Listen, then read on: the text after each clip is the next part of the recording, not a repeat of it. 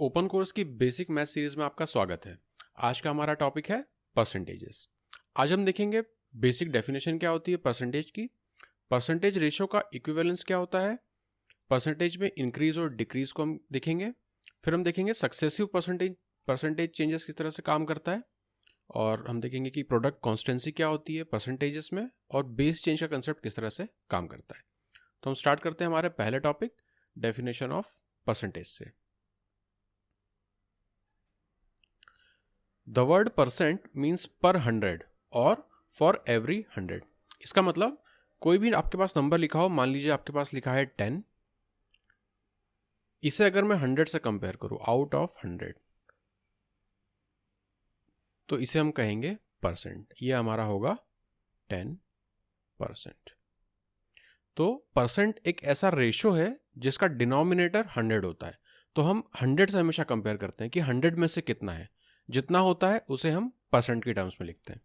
अब यहाँ पर जो परसेंट का सिंबल है, ये जो परसेंट का सिंबल है, ये डिनोट करता है परसेंट को। मतलब अगर आप यहाँ पर इसे देखें, इसे मैं लिख सकता हूँ 10 मल्टीप्लाई बाय 1/100, और ये 1/100 जो है इसे हम डिनोट करते हैं परसेंट के साइन से।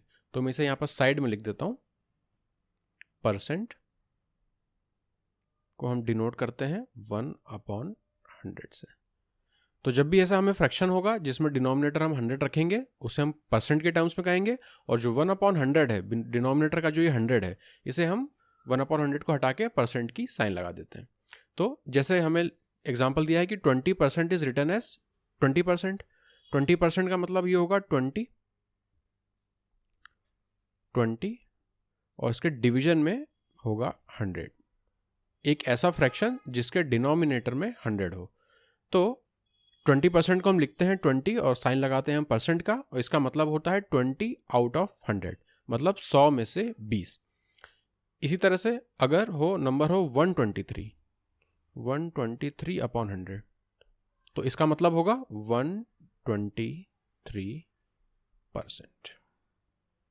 अब जब भी हमें कोई फ्रैक्शन दिया हो, उसे अगर हमें परसेंटेज के टर्म्स में कन्वर्ट करना हो, तो हम उसे 100 से मल्टीप्लाई करते हैं। जैसे मान लीजिए हमें एक फ्रैक्शन दिया हुआ है, रेशियो दिया हुआ है 3/5। 3/5। अब इसे परसेंट के टर्म में कन्वर्ट करने के लिए हम इसे 100 से मल्टीप्लाई करते हैं। तो ये हमें देगा 20, और ये कन्वर्ट हो जाएगा 60%। अब इस चीज़ को देखने का एक और तरीका है। हम पहले यूनिटरी मेथड देख चुके हैं, तो हम यूनिटरी मेथड से भी इसे समझ सकते हैं। अब यहां पर देखेंगे, जब हम लिख रहे हैं 20 आउट ऑफ 100, इसका मतलब अगर यहां पर 3/5 दिया है, तो मैं इसे लिखूंगा 3 आउट ऑफ 5। इसका यही मतलब हुआ। अब अगर इसमें हम यूनिटरी मेथड से समझें, तो 5 में से 3 है, तो अब हम कहेंगे कि 100 में से कितना होगा। तो हम लिखेंगे, पहले हम 1 के लिए निकाल लेते हैं कि 1 में से कितना होगा, तो हम बोलेंगे कि 3/5। फिर हम कहेंगे कि 100 में से कितना होगा, यहां पर इसे मैं ऊपर लिख देता हूं, 100 में से कितना होगा, तो ये हो जाएगा 3/5 मल्टीप्लाई बाय 100। यही चीज हमने यहां पर देखी, यहां पर करी है 3/5 इंटू 100। यहां पर भी हम कह रहे हैं 3/5 इंटू 100। तो इसे हम यूनिटरी मेथड से भी समझ सकते हैं, या डायरेक्ट इससे भी समझ सकते हैं कि रेशो में 100 को मल्टीप्लाई करते हैं, तो जो हमारा नंबर आता है वो परसेंट में होता है, और एक हम वहां पर परसेंट की साइन लगा देते हैं। अब यहां पर एक चीज और आप देखें, इसे अगर अभी भी आपको कुछ डाउट हो रहा हो कि हम कैसे इसे 100 से मल्टीप्लाई कर रहे हैं, 3/5 है, मैं कलर चेंज करके इससे लिख देता हूं 3/5 है। अब मैं क्या कर रहा हूं, इसे ऊपर नीचे 100 से मल्टीप्लाई कर रहा हूं। तो मैंने इसे 100 से मल्टीप्लाई किया और 100 से डिवाइड किया, तो कोई फर्क नहीं पड़ेगा हमारे रेशो में। अब मैं ये कह रहा हूं कि 1/100 जो है, इसे मैं लिख दूंगा, परसेंट की साइन लगा दूंगा, और ये जो है 3/5 इंटू 100, इसे मैं सॉल्व कर दूंगा। तो 3/5 इंटू 100 को मैं सॉल्व कर रहा हूं, तो मेरा आ रहा है 60, और ये जो 1/100 है, इसे मैं लिख रहा हूं परसेंट। ये हुआ आपकी कंप्लीट डेफिनेशन परसेंट की। अब इसे हम एग्जांपल से समझते हैं। हमें क्वेश्चन दिया है कि a person saves 5,000 per month from his monthly salary of 30,000। Find the percentage monthly saving of the person. Simply हमें परसेंटेज निकालना है। तो अभी हमने देखा पहला तरीका, हम इसका फ्रैक्शन ले लेंगे, तो हम लिखेंगे 5,000 डिवाइड में हमारा बेस बनेगा 30,000 और इसमें मल्टीप्लाई हम करेंगे 100। 3 0 यहां से कटेंगे, 1 0 यहां से कटेगा, तो ये हमारा कन्वर्ट हो जाएगा 50/3%। ये हुआ परसेंट में। अब इसे हम यूनिटरी मेथड से भी कर सकते हैं, जिसमें हम अगेन सेम करेंगे कि 30,000 में से 5,000 है, तो मैं कहूंगा 1 में से कितना, तो 5,000 डिवाइडेड बाय 30,000। फिर हम कहेंगे कि 100 में से कितना, तो यहां पर हम 100 मल्टीप्लाई कर देते हैं और यहां पर भी 100 मल्टीप्लाई कर देते हैं, तो आप देखेंगे सेम वैल्यू आ रही है। तो इस तरह से आंसर आएगा 50/3%। नेक्स्ट क्वेश्चन हमें दिया है 25% of a number is 80, what is the number. हमें ऐसा ये पूछा है कि 25% किसी नंबर का 80 है, मतलब 25% को हम लिखेंगे 25, और जब भी परसेंट का साइन होता है, परसेंट का साइन मतलब होता है 1/100, तो हम उसे यहां पर इंटू 1/100, तो नीचे हम लिख लेते हैं 100 ऑफ अ नंबर। मान लेते हैं कि नंबर है कोई n और इसकी वैल्यू हमें दी हुई है 80, तो हम इसे सॉल्व करते हैं। ये जाएगा 4 टाइम्स, 4 राइट हैंड साइड जाएगा, तो हमारा नंबर हो जाएगा 8 4 जा 32 और एक 0, तो ये हमारा नंबर है। तो इस तरह से जब भी हमें परसेंट दिया हो तो उसे हम फ्रैक्शन में भी कन्वर्ट कर सकते हैं। तो यहां पर दो चीजें हो गई, एक तो फ्रैक्शन को परसेंट में कन्वर्ट करना और दूसरा परसेंट को फ्रैक्शन में कन्वर्ट करना। ये दोनों चीजें हम फिर से एक एग्जांपल से देख लेते हैं। हमसे कहा गया है कि express the following as fraction, तो हमें परसेंटेज की 2 टर्म्स दी हुई है, इन्हें हमें फ्रैक्शन में कन्वर्ट करना है। तो अगेन वही लॉजिक हम अप्लाई करेंगे, हम लिखेंगे 25, परसेंट का साइन है, परसेंट का साइन मतलब इंटू 1/100, तो इसे हम जब 100 से डिवाइड करेंगे। अब हम देखेंगे क्या ये रेशो सिंपलेस्ट फॉर्म में है, तो अभी ये सिंपलेस्ट फॉर्म में नहीं है, मतलब इसे हम ऊपर नीचे किसी ना किसी चीज से डिवाइड कर सकते हैं। तो हम इसे डिवाइड जब हम करेंगे या इसे हम सिंपलेस्ट फॉर्म में लिखेंगे तो ये हो जाएगा 1/4। उसी तरह से अब हम देखते हैं 33% को, तो अगेन हम लिखेंगे 33, परसेंट का साइन हटेगा तो डिवीजन में आएगा 100 और इसे हम फर्दर सिंप्लीफाई नहीं कर सकते हैं, तो यही हमारा आंसर हो जाएगा। सेकंड क्वेश्चन है कि एक्सप्रेस 1/8 एज अ परसेंटेज, मतलब यहां पर हमसे कहा गया था कि परसेंट को फ्रैक्शन में कन्वर्ट करना है, यहां हमें फ्रैक्शन को परसेंट में कन्वर्ट करना है। तो अभी हमने ऊपर देखा था जब भी हमें एक रेशो को परसेंट में कन्वर्ट करना होता है तो हम उसे 100 से मल्टीप्लाई करते हैं। तो हम लिखेंगे 1/8 मल्टीप्लाई बाय 100, इसे हम सिंप्लीफाई कर लेते हैं। 4 से ये होगा 25, ये हमें देगा 2 इज इक्वल टू 12.5%। तो ये हुई दो बेसिक चीजें, फ्रैक्शन को परसेंट में कन्वर्ट करना और परसेंट को फ्रैक्शन में कन्वर्ट करना। अब हम देखते हैं हमारा second topic, percentage ratio equivalence. ये जो हमने ऊपर किया था जब हम रेशो को परसेंट में कन्वर्ट कर रहे थे, इसी के कुछ स्टैंडर्ड वैल्यूज हैं जो हम याद कर लेते हैं ताकि जब भी हमें एग्जाम में उस तरह की अगर कैलकुलेशन आए तो हम उसका आंसर डायरेक्ट लिख पाए। जैसे सबसे बेसिक से हम देखते हैं, हम लेते हैं 1 ले लेते हैं। अगर हम ले 1, तो 1 को मैं लिख सकता हूं 1/1, कोई प्रॉब्लम नहीं। किसी भी नेचुरल नंबर में जो डिनोमिनेटर होता है वो 1 हो सकता है, होता ही है। अब मैं ये कह रहा हूं कि इसे मुझे परसेंट के टर्म्स में कन्वर्ट करना है, तो मैं इसे 100 से मल्टीप्लाई कर दूंगा, मल्टीप्लाई बाय 100, ये मुझे देगा 100%। तो कहने का मतलब, इसे मैं इरेज कर देता हूं। हम 1 को अगर 100 के टर्म्स में एक्सप्रेस करें तो मैं कहूंगा 1 होगा 100%। ठीक है। अब हम देखते हैं नेक्स्ट फ्रैक्शन हमारा 1/2 लेते हैं, 1/2। इसे जब हम अगेन 100 से मल्टीप्लाई करेंगे तो ये हमें देगा 50%। नेक्स्ट हम देखते हैं 1/3, 1/3। इसे जब हम 100 से मल्टीप्लाई करेंगे और सिंप्लीफाई करेंगे तो ये हमें देगा 33.33%। नेक्स्ट 1/4, 1/4। इसे जब हम 100 से मल्टीप्लाई करेंगे तो ये हमें देगा 25%। उसी तरह से जब हम 1/5 ले लेते हैं, 1/5 इसे सिंप्लीफाई करेंगे तो ये हमें देगा 20%। यहाँ पर मैं लिख देता हूँ 1/6, 1/6। 1/6 को जब 100 से मल्टीप्लाई करेंगे तो ये हमें देगा 16.67%।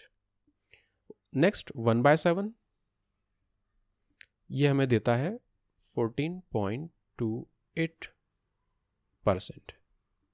1/8 ये हमें देता है 12.5%। नेक्स्ट हम देखेंगे 1/9 को। 1/9 हमें देता है 11.11%। फिर 1/10, 1/10 को 100 से मल्टीप्लाई करेंगे तो सिंपली हमें देता है 10%। एक वैल्यू और 11 तक आप याद कर लीजिएगा। यहाँ पर मैं लिख देता हूँ 1/11, ये हमें देता है 9.09%। ये है बेसिक परसेंटेज रेशो इक्विवेलेंस। तो जब भी हमें या तो परसेंट दिया होगा उसे हमें फ्रैक्शन में कन्वर्ट करना होगा, या कोई भी फ्रैक्शन दिया होगा उसे परसेंट में कन्वर्ट करना होगा, तो हम ये डायरेक्ट वैल्यूज को यूज करेंगे। इन्हें हम कैलकुलेट भी कर सकते हैं, लेकिन एग्जाम में हमारे पास उतना टाइम नहीं होगा कि हम इन्हें कैलकुलेट करें। तो टाइम बचाने के लिए हम ये बेसिक सी 11-12 वैल्यूज जो हैं इन्हें हम याद कर लेते हैं। तो ये होता है परसेंटेज रेशो इक्विवेलेंस। अगेन निकाला हमने कैसे, सिंपली रेशो था उसको हमने 100 से मल्टीप्लाई किया। अब हम देखते हैं परसेंटेज इंक्रीज और डिक्रीज। परसेंटेज इंक्रीज डिक्रीज में क्या है कि कितनी वैल्यू बढ़ी है। इंक्रीज वैल्यू को हम लेते हैं न्यूमरेटर में, बेस वैल्यू कितने से बढ़ी है उसे हम कहते हैं बेस, और उसे हम 100 से मल्टीप्लाई कर देते हैं। तो जो भी हमारा नंबर आएगा उसमें हम परसेंट साइन लगाएंगे, क्योंकि 100 से मल्टीप्लाई कर रहे हैं तो 100 से डिवाइड भी करेंगे, तो जो 100 से डिवीजन वाला था वो परसेंट के साइन में कन्वर्ट हो जाता है। तो इंक्रीज जब हमें बताना होता है तो हम लिखते हैं increase in value upon base value, कितनी वैल्यू से वो बढ़ी है, मल्टीप्लाई बाय 100। सेम हम डिक्रीज के लिए भी करेंगे।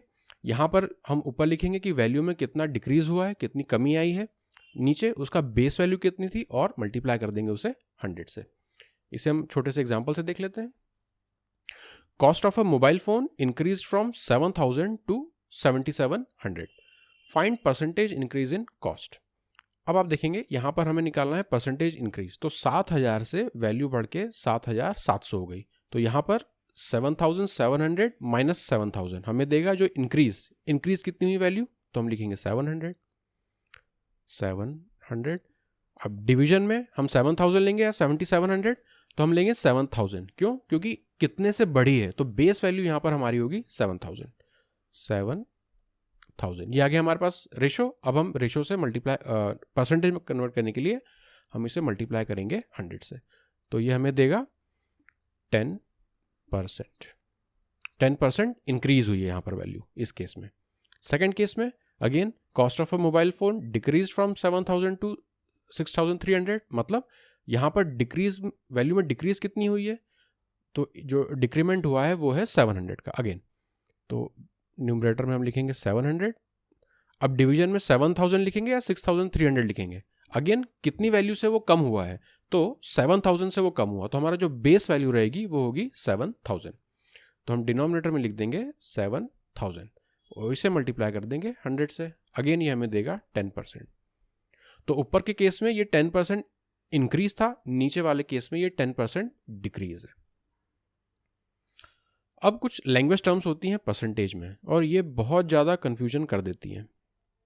तो परसेंटेज में नॉर्मल कैलकुलेशन तो हमारा आसान रहेगा, लेकिन जब भी वो वर्ड के फॉर्मेट में हमें क्वेश्चन लिखे आएंगे तो वो हमें बड़ा कंफ्यूजन क्रिएट करते हैं। जैसे price of a commodity increased to 200% of itself. अब यहाँ पर कई बार इंक्रीज टू की जगह हो सकता है बिकेम भी हो सकता है। मैं ऊपर लिख लेता हूँ बिकेम, ये दोनों वर्ड्स पॉसिबल है, इन्हें मैं हाईलाइट भी कर देता हूँ। Increase to, price of a commodity increase to 200% of itself. इसका क्या मतलब, मान लीजिए कोई प्राइस है, हम 100 रुपये मान लेते हैं, 100, वो 200% हो गई। 200% होने का मतलब मल्टीप्लाई में 200%, का साइन जब हटाएंगे तो हम लिखेंगे डिनोमिनेटर में 100, ये हमारा हो जाएगा 200। इसका मतलब जो हमारी वैल्यू थी, जो हमारी प्राइस थी, वो 100 से बढ़ के हो गई 200। तो 200% होने का मतलब जो इसे हम कहेंगे डबल हो जाना। जो हमारी प्राइस थी वो डबल्ड हो गई। ये होता है इंक्रीज टू 200% का मतलब। अब सेकंड आप स्टेटमेंट देखिए, price of a commodity increased by 200%। यहां पर है इंक्रीज्ड बाय 200%। अब इंक्रीज बाय 200% का मतलब, अगेन अगर हम अपनी वैल्यू को 100 मान लेते कि प्राइस है अभी भी 100। अब हम यहां पर निकालेंगे इंक्रीज बाय 200। ये और ये सिनेरियो सेम नहीं है, दोनों में लैंग्वेज का अंतर है, आप समझे। इंक्रीज बाय तो हमारी ओरिजिनल वैल्यू थी या ओरिजिनल प्राइस थी हमारी 100। अब इसमें लिखेंगे हम 100 प्लस इंक्रीज बाय 200, तो अब हम लिखेंगे 100 इंटू 200 डिवाइड बाय 100। तो ये हमें देगा 200, यहां से हमारे पास आएगा 100, तो ये हो जाएगा 300। मतलब जो हमारे पास वैल्यू थी 100 रुपये, जो प्राइस थी वो हो गई 300। तो इस केस में ये ट्रिपल हो गई। कोई भी चीज़ जब 200% से बढ़ती है तो उसमें अगर 100 थी तो 200 यहां पर मैं लिख देता हूं प्लस 200 हुआ। 200% से बढ़ने का मतलब होता है ट्रिपल हो जाना, और 200% हो जाने का मतलब होता है डबल हो जाना। ये हुई जब 100 से ज़्यादा परसेंट आ रहे हैं। इसी तरह से छोटे परसेंट में अगर आप देखें, अगर मैं लिखता कि price of a commodity increase to let us say 80%।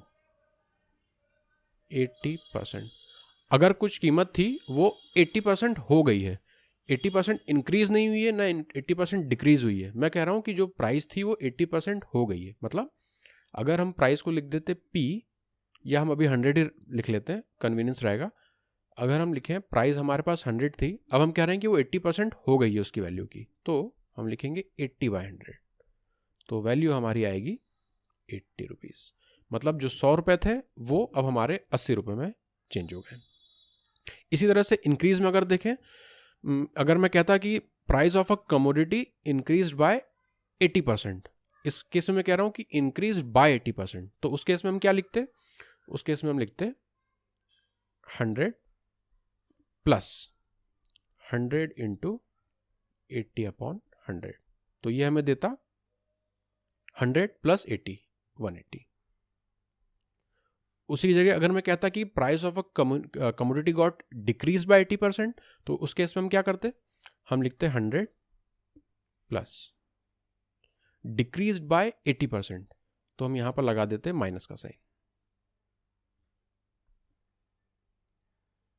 यहां पर हम लगाते माइनस का साइन, फिर लिखते 100 इंटू 80/100। ये होता 100, ये हमें देता 80, और इस केस में हमें आंसर मिलता 20। तो ये होता है, ये बस लैंग्वेज का फर्क है। यही दिखाने के लिए मैंने आपको ये दो स्टेटमेंट दिए थे कि जब भी हमें लिखा हो कि price of a commodity became 20% या 200% या 100% ऑफ इटसेल्फ, और सेकंड केस में अगर हमें दिया हो कि price of a community increased by 200% या डिक्रीज बाय कुछ 20%, 30%, तो ये दोनों स्टेटमेंट अलग अलग हैं, इन्हें हम अलग तरह से इंटरप्रेट करते हैं। अब हम देखते हैं नेक्स्ट हमारा, इसी को हम आगे बढ़ाते हैं कंसेप्ट को। ये है इनिशियल वैल्यू और ये है फाइनल वैल्यू। अब हम यहाँ पर देखेंगे कि कुछ परसेंट से इंक्रीज हो रहा है या कुछ परसेंट से डिक्रीज हो रहा है। तो इनिशियल वैल्यू को मैं मान लेता हूँ P, लिख लेते हैं हम प्राइस को। तो यहाँ पर अगर हम प्राइस को लिखें P क्या है? कोई भी प्राइस है, 100, 200, 500, हम इसे कुछ भी मान सकते हैं। P को हम एज अ वेरिएबल ले रहे हैं इनिशियल वैल्यू के तौर पे। अब यहाँ पर मैं कह रहा हूँ कि मैंने इसे 10% से बढ़ाया। यहाँ पर मैं लिख देता हूँ इंक्रीज बाय प्लस 10%। तो अब इसकी फाइनल वैल्यू क्या होगी? अब फाइनल वैल्यू लिखने के लिए हम क्या करते हैं? हम लिखेंगे P मल्टीप्लाई बाय 10% से इंक्रीज हुई है, तो हम ऊपर लिखेंगे 100 प्लस 10। यहाँ इसे मैं फिर से लिख देता हूँ 100 प्लस 10 डिवाइड बाय 100। यहां पर जो ओरिजिनल P था इसे हम कैसे लिख सकते थे? P into 100/100। तो वो P ही रहता, कोई फ्रैक्शन में चेंज नहीं आता। उसी को हम यहाँ पर 10% बढ़ाने के बाद लिख रहे हैं P इंटू 100 प्लस 10/100। तो ये हमें देगा P इंटू 110/100। अब यहाँ पर कुछ चीज़ें हैं, बस राइटिंग का नोटेशन है वो आपको ध्यान रखना है। ये जो p इंटू 110/100 है, इसे अगर मैं सिंप्लीफाई करूँ तो ये मुझे देगा 11/10 इंटू p। इसी को मैं लिख सकता हूँ 1.1 p।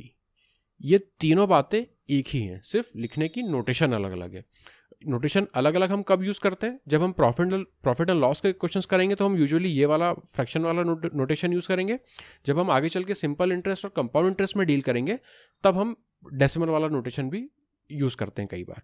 तो ये सिर्फ लिखने के तरीके हैं, तीनों एक ही बात लिखी हुई है। हम इस तरह से भी रिप्रेजेंट कर सकते हैं, इस तरह से भी रिप्रेजेंट कर सकते हैं और इस तरह से भी रिप्रेजेंट कर सकते हैं। एक और एग्जांपल से आप समझ लीजिए।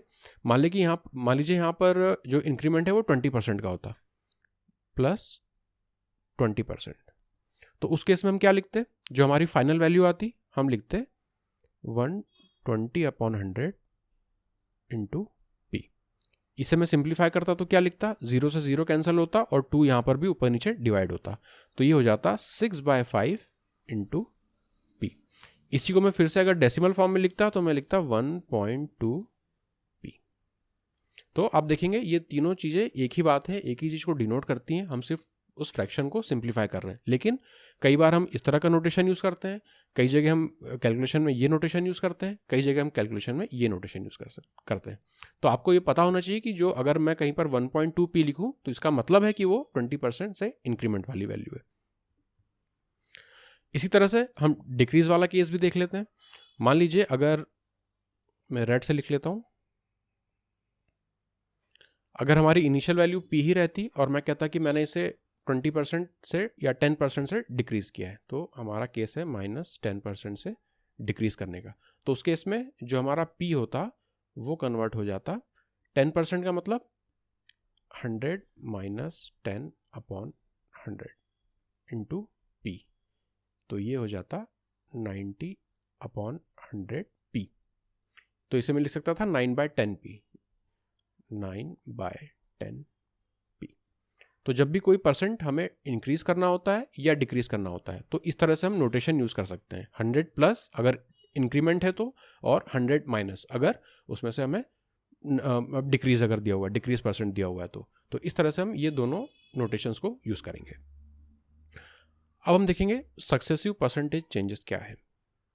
Successive percentage changes, successive percentage में क्या होता है कि जैसे यहाँ पर तो हम सिर्फ एक बार ऑपरेशन कर रहे थे कि एक हमने कोई वैल्यू ली या कोई प्राइस लिया, उसको 10% से एक बार बढ़ाया, या फिर हमने उसे यहाँ पर देखिए 20% से एक बार बढ़ाया यहाँ पर, या फिर यहाँ पर हमने उसे 10% से घटाया। अब सक्सेसिव परसेंट में हम क्या कर रहे हैं कि मल्टीपल ऑपरेशंस कर रहे हैं। जैसे यहाँ पर हम उसे 20% से बढ़ा रहे हैं, यहाँ पर हम उसे 10% से फिर बढ़ा रहे हैं, और यहाँ पर हम उसे 10% से घटा रहे हैं। अब इसे देखते हैं कि ये सक्सेसिव परसेंट काम किस तरह से करता है। तो यहाँ पर एक हमें एग्जांपल है, हमें जो इनिशियल वैल्यू है, मैं इसे ऊपर लिख देता हूँ, नीचे लिख लेता हूँ, इनिशियल वैल्यू जो हमने यहाँ पर लिखी थी, ये इनिशियल वैल्यू और ये फाइनल वैल्यू। तो इनिशियल वैल्यू हमने अभी तक p लेके चल रहे थे एज अ वेरिएबल, यहाँ पर हमें वो 100 फिक्स दे दी है, तो इनिशियल वैल्यू हमारी इस केस में है 100। तो हमसे कहा गया है कि 100 को हमें 20% से बढ़ाना है। तो 100 को जब हम 20% से बढ़ाएंगे तो जब आप ये वाला ऑपरेशन करेंगे तो ये हमें मिलेगी वैल्यू 120, और यहाँ पर मैं लिख देता हूँ प्लस 20% से बढ़ाने पर वैल्यू में इंक्रीमेंट आ रहा है +20 का। अब सेकेंड ऑपरेशन हमें इस पे करने को बोला गया है, हमसे कहा है कि आप अब इस 120 को 10% से बढ़ाइए। तो 120 को जब हम 10% से बढ़ाएंगे तो 120 का 10% होता है 12, और जब हम इसे ऐड कर देंगे तो ये हमें देगा 132।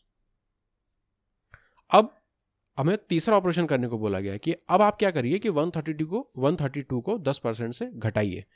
अच्छा, तो 132 का 10% हम निकालेंगे तो ये होगा 13.2, माइनस साइन लगा देता हूँ ये बताने के लिए कि हम इसे सब्ट्रैक्ट करेंगे।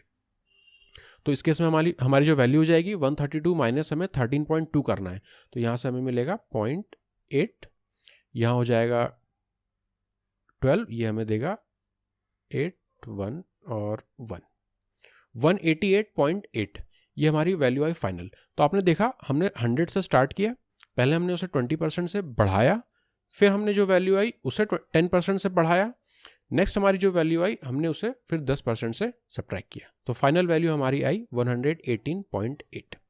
100 चेंज हुआ फाइनली 118.8 में।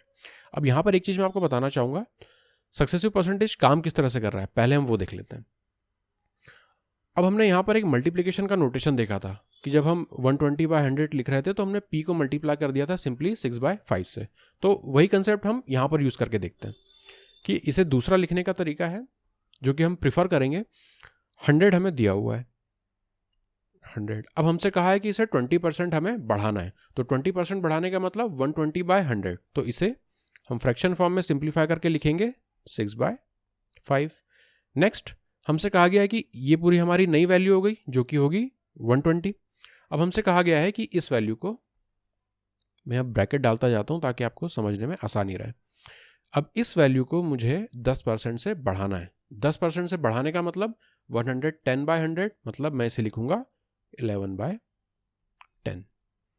10% से बढ़ाने का मतलब होता है 11/10 से उसे मल्टीप्लाई करना।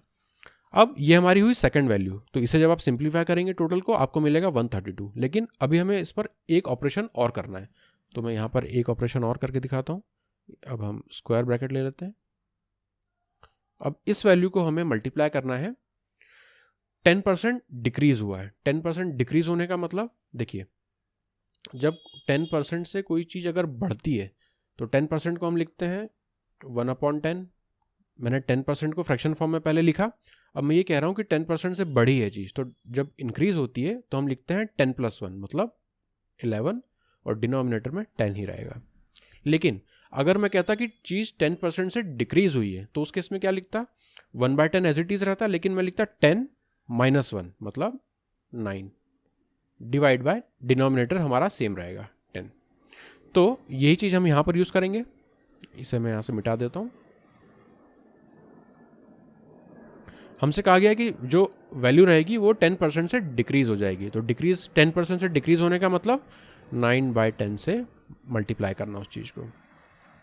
इसे जब आप सॉल्व करेंगे तो आपको 118.8 ही मिलेगा।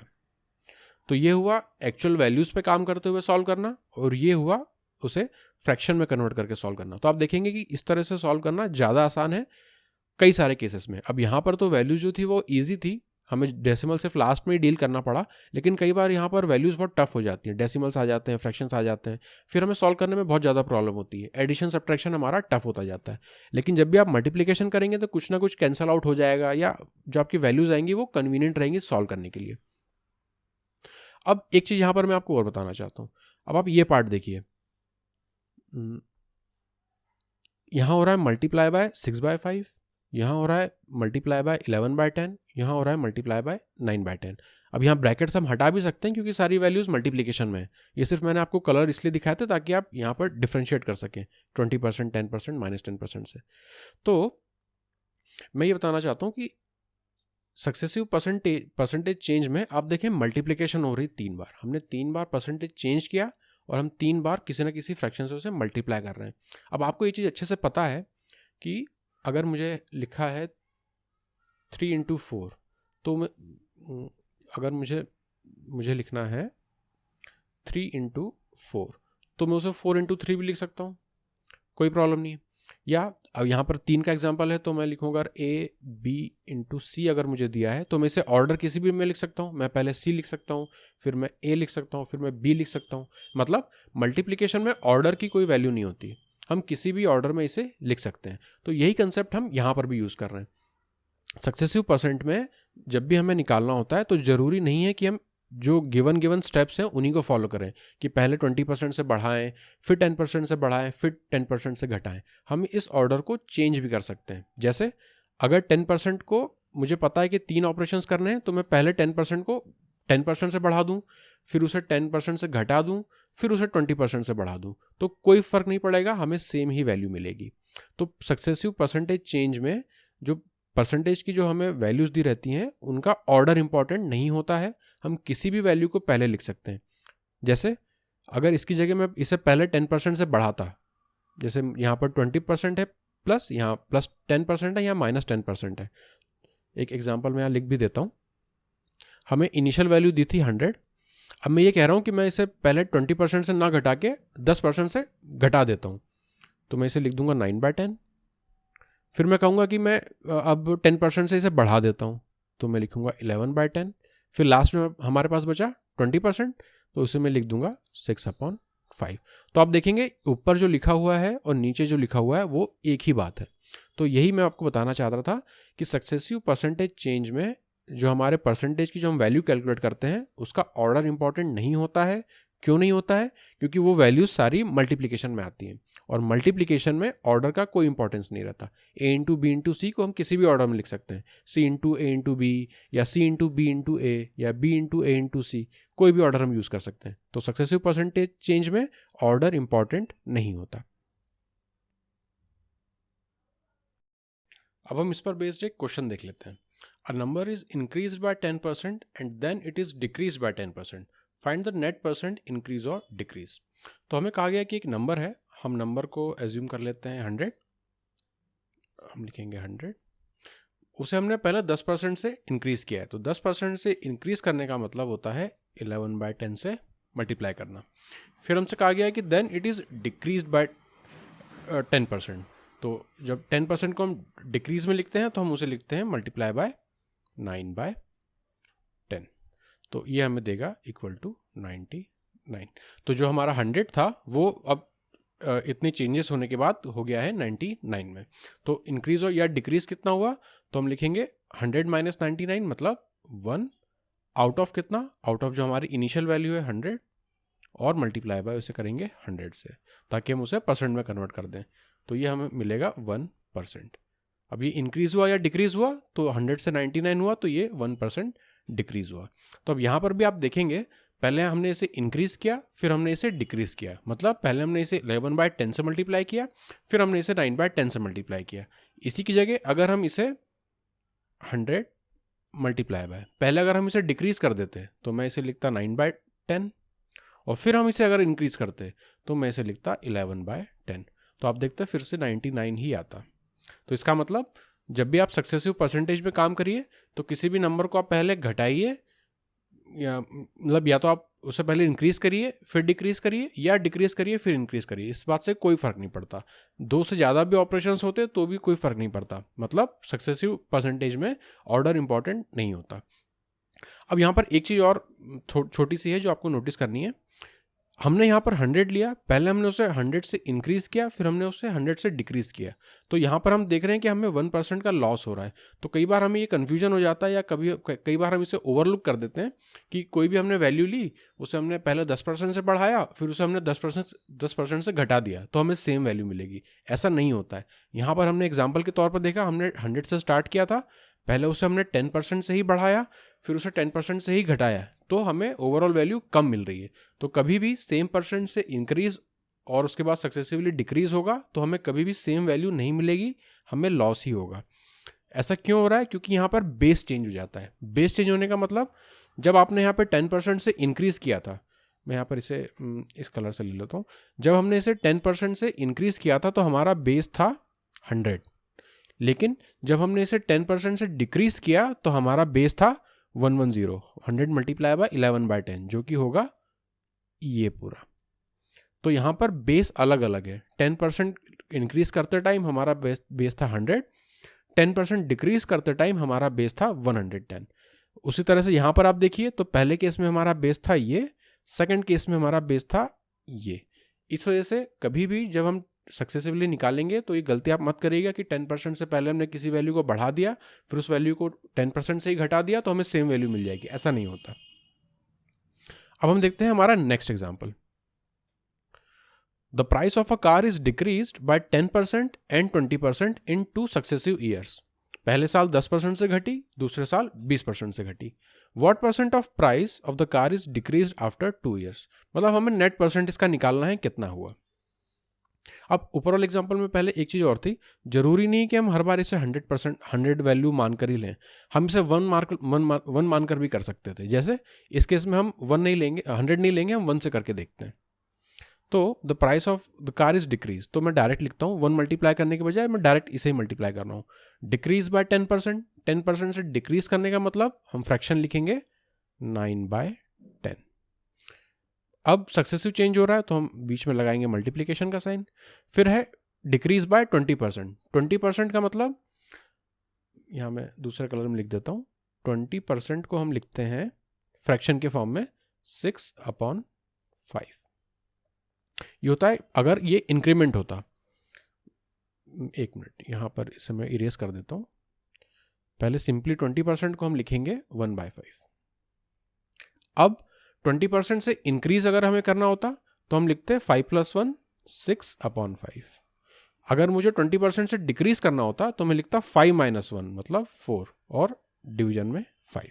तो ये हुआ हमारा इंक्रीज का केस, ये हुआ हमारा डिक्रीज का केस। हमसे क्या पूछा है, डिक्रीज बाय 20%, तो हम 4/5 यूज करेंगे। इसे मैं इरेज कर देता हूं। तो यहां पर जो हमारी फ्रैक्शन वैल्यू आएगी, 20% डिक्रीज करनी है तो 20% मतलब 1/5, डिक्रीज करनी है तो 4/5, 4/5। ये हुआ हमारा 2 सक्सेसिव चेंज। इसको हम सॉल्व करें तो 9 4 36, डिवीजन में आ रहा है हमारा 50। अब 50 की जगह में इसे यहाँ 100 लाना चाहूँगा तो मैं क्या करूँगा, ऊपर नीचे 2 से मल्टीप्लाई कर देता हूँ। ये हो जाएगा हमारा 72, नीचे हो जाएगा हमारा 100। अब ठीक है, तो जो हमारी इनिशियल वैल्यू थी वो होगी 100 और जो हमारी फाइनल वैल्यू होगी वो होगी 72। मतलब इन दोनों में डिफरेंस कितना होगा, ये होगा 28 का। तो 28 का डिफरेंस आया, हमें निकालना क्या है, what percent of the price of the car is decrease, मतलब हमें डिक्रीज का परसेंट निकालना है। तो डिक्रीज कितना हुआ, 28 आउट ऑफ 100 मल्टीप्लाई बाय 100, तो ये हमें देगा 28%। तो जो हमारी कार थी पहले साल उसकी वैल्यू 10% से घटी, दूसरे साल उसकी वैल्यू 20% से घटी। तो नेट इफेक्ट जो 10 और 20 का हुआ वो 30 नहीं होगा, 10 और 20 का जो नेट इफेक्ट होगा वो 28% होगा। अब हमारा नेक्स्ट टॉपिक है प्रोडक्ट कॉन्स्टेंसी। प्रोडक्ट कॉन्स्टेंसी का मतलब है, इसे हम यूजुअली अप्लाई करेंगे जब हम एक्सपेंडिचर वाले केसेस लेते हैं। एक्सपेंडिचर वाले केसेस मतलब जब हम कहते हैं कि जो हमारा एक्सपेंडिचर है, अगर मैं एक्सपेंडिचर को ई से डिनोट करूं, expenditure is equal to price कितना है तो उसे मैं लिख देता हूं P, और उसका कंजम्पशन कितना है तो उसे मैं लिख देता हूं C। प्राइस होगा उसका जितना कंजम्पशन होगा, इन दोनों को मल्टीप्लाई करेंगे तो हमें टोटल एक्सपेंडिचर कितना हमें खर्चा करना पड़ेगा उस चीज़ पे वो निकलेगा। ये होता है एक्सपेंडिचर वाले केसेस में। अब हमसे कहा गया इस क्वेश्चन में, price of a commodity increase by 10%, जो हमारी प्राइस है वो 10% से बढ़ गई है। अब to keep the expenditure same, मतलब हमें खर्चा उतना ही रखना है, हम खर्चा नहीं बढ़ा पाएंगे। तो what should be the percentage decrease in consumption. अच्छा, अब यहाँ पर जो प्राइस है और यहाँ पर जो कंजम्पशन है वो आप देखेंगे तो मल्टीप्लिकेशन में। अब इस क्वेश्चन के हिसाब से अगर मैं चलूँ तो एक्सपेंडिचर मैं यहाँ पर चेंज नहीं कर सकता हूँ, एक्सपेंडिचर मुझे सेम रखना है, तो वो मेरा ई रहेगा। अब इन्होंने कहा है कि price of a commodity increase by 10%, मतलब ये जो पी है मेरा वो 10% से बढ़ गया था। 10% से बढ़ने का मतलब हम मल्टीप्लाई क्या करेंगे, 11/10 इंटू पी। तो ये हमारी है 10% से बढ़ी हुई वैल्यू। अब वो ये कह रहे हैं कि हमें अपना कंजम्पशन को कितना कम करना पड़ेगा। अब अगर मैं यहाँ पर सिंपली सी लिख दूं तो इस केस में जो हमारा एक्सपेंडिचर है वो 10% से बढ़ा हुआ रहेगा, लेकिन हमें 10% नहीं बढ़ाना है, हमें एक्सपेंडिचर को उतना ही रखना है। तो ये 11/10 वाला जो हमारा फ्रैक्शन आ रहा है इसको मुझे कंपनसेट करना पड़ेगा। कंपनसेट में कहाँ करूँगा, हमारे सेकंड वाले कंजम्पशन वाले वेरिएबल में। तो इसको मैं थोड़ा सा दूर करके लिख देता हूँ, इनटू सी। मतलब यहां पर इसे मुझे किसी ना किसी रेशो से मल्टीप्लाई करना पड़ेगा। अब वो रेशो क्या होगा, वो रेशो ऐसा होना चाहिए कि उस रेशो को जब मैं इससे मल्टीप्लाई करूं तो मुझे नेट इफेक्ट 1 मिले। तो ऐसा रेशो तो सिर्फ यही हो सकता है जब हम इसका रेसिप्रोकल से मल्टीप्लाई करें। तो हम क्या करेंगे, कंजम्पशन में 11/10 को हम रेसिप्रोकल करके लिखेंगे और ये हो जाएगा 10/11। तो ये वाला जो पार्ट है, ये वाला पार्ट, ये है हमारा जो कंजम्पशन में चेंज आएगा। तो परसेंट, अब ये मुझे परसेंट के टर्म में निकालना है कि परसेंट के टर्म में कितना चेंज होगा। तो पहले अगर 11 यूज हो रहा था तो अब हमें 10 यूनिट यूज करनी पड़ेगी। मतलब चेंज कितना आया, चेंज आया हमारा 1 यूनिट का। आउट ऑफ कितनी यूनिट्स, तो आउट ऑफ 10 या 11, 11, क्योंकि इनिशियल वैल्यू हमारी थी 11, 11 से घटा के हम उसे 10 पे ला रहे हैं, तो 1 डिवाइडेड बाय 11 मल्टीप्लाई बाय 100, ये हमें देता है 1/11 को अगर आप डायरेक्ट फ्रैक्शन में कन्वर्ट करेंगे, हमने सेकंड वाले टॉपिक में देखा था equivalence of percentage and ratio में, तो 1/11 को हम लिखते हैं 9.09%। तो जब इस केस में हमने अपनी प्राइस को 10% से बढ़ाया, तो एक्सपेंडिचर को सेम रखने के लिए हमें अपना जो कंजम्पशन है उसे 9.09% से घटाना पड़ेगा, तो ही हमारा जो एक्सपेंडिचर है वो सेम आएगा। तो यहाँ पर आप देखें, जब भी दो वेरिएबल्स मल्टीप्लिकेशन में होते हैं, तो अगर पहले वेरिएबल में हमने किसी फ्रैक्शन से मल्टीप्लाई किया, तो उसके जो कॉन्जुगेट जो हमारा वेरिएबल है उसमें उसके इन्वर्स से हमें मल्टीप्लाई करना पड़ता है, ताकि इन दोनों का 11/10 और 10/11 का जो मल्टीप्लिकेशन हो वो हमें 1 दे। ये होता है प्रोडक्ट कॉन्स्टेंसी, मतलब इन दोनों को जब हम मल्टीप्लाई करेंगे तो हमें पीसी ही मिलेगा, और इन दोनों को जब मल्टीप्लाई करेंगे तो भी हमें पीसी ही मिलेगा। क्यों? क्योंकि हमें एक्सपेंडिचर सेम रखना था। अब हमें कंडीशन दे दी गई थी कि इसे तो हमें 10% बढ़ाना ही पड़ेगा, तो हमें कुछ भी करके कंजम्पशन को अपना कम करना पड़ेगा, हम कम चीज़ों का उपयोग करना पड़ेगा। तो कितना कम करना पड़ेगा उसे हमें परसेंट के टर्म में निकालना था। तो हमने देखा कि पहले अगर हम 10 यूनिट यूज़ कर पा रहे थे, तो अब हमें उसे कम करके 10 यूनिट्स यूज़ करना पड़ेगा, मतलब 1 यूनिट घटाना पड़ेगा आउट ऑफ 11 यूनिट्स, वो हमें देता है 9.09%। तो 9.09% हमारा परसेंटेज डिक्रीज इन कंजम्पशन है। अब हमारा लास्ट टॉपिक है concept of base change. Concept of base change, इस चीज को हम ऊपर देख चुके हैं, लेकिन इसे एक्सक्लूसिवली देख लेते हैं कि बेस होगा क्या। क्वेश्चन से समझते हैं। बी की सैलरी 25% ज्यादा है ए की सैलरी से, बाय व्हाट परसेंट ए की सैलरी लेस देन है बी की सैलरी से। मतलब अगर मैं ए और बी की, पहले मैं ए और बी के बीच में कंडीशन को देखता हूँ कि बी की सैलरी ए की सैलरी से 25% ज़्यादा है, तो मैं क्या करता हूँ, पहले हम एज्यूम करके कर चलते हैं। मान लेते हैं कि ए और यहाँ पर है हमारे पास बी, तो ए की सैलरी, बी की सैलरी 25% ज़्यादा है ए की सैलरी से, तो ए की सैलरी को मैं कुछ एज्यूम कर लेता हूँ, कुछ कन्वीनियंट नंबर एज्यूम कर लेता हूँ। मान लेता हूँ कि ए की सैलरी 100 है। अगर ए की सैलरी 100 है, तो बी की सैलरी कितनी होगी? 25% ज़्यादा। 100 का 25% ज़्यादा कितना होगा? 125। ये हुई हमारी फर्स्ट लाइन की कंडीशन। अब हमसे कहा गया है कि by what percent A salary is less than B salary. अब आप देखेंगे यहां पर जो डिफरेंस है दोनों के बीच में वो है 25 का, ठीक है। तो ये हम जा रहे हैं बढ़ाने के केस में, तो मैं यहां लिख देता हूं पॉजिटिव 25।